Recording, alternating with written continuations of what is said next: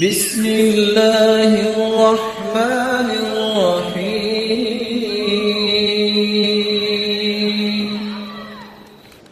رسول اللہ صلی اللہ علیہ وسلم کا دین ہمیں سکھاتا ہے کہ جب تک دو شرطیں نہ ہوں کوئی عبادت اللہ کے ہاں قبول نہیں ہوتی۔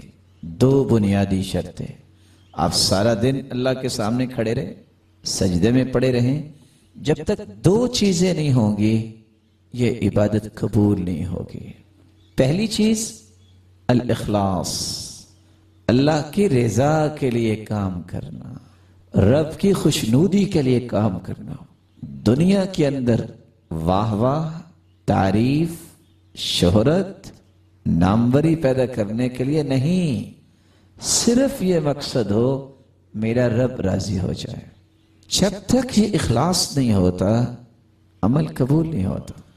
دوسری عمل کی قبولیت کی جو شرط ہے کہ وہ عمل سنت کے مطابق کیا جائے۔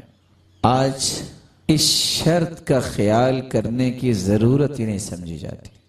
اللہ کے رسول نے فیصلے ایسے سنا دیے ہیں کہ اگر سنت کے مطابق عمل نہیں ہوگا ساری زندگی سجدے میں پڑے رہو قبول نہیں ہوگا، کیونکہ حدیث کے لفظ کیا ہے؟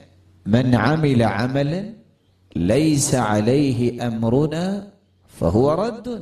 کائنات کا کوئی بھی فرد نیکی کا کوئی بھی کام کرتا ہے بڑے سے بڑا، تو ایسا انسان ساری زندگی بھی اس کام کو کرتا رہے، فہو رد ای مردود، وہ اللہ کے ہاں مردود ہے، اس عمل کی کوئی قیمت نہیں ہے، اس عمل کی کوئی قیمت نہیں ہے۔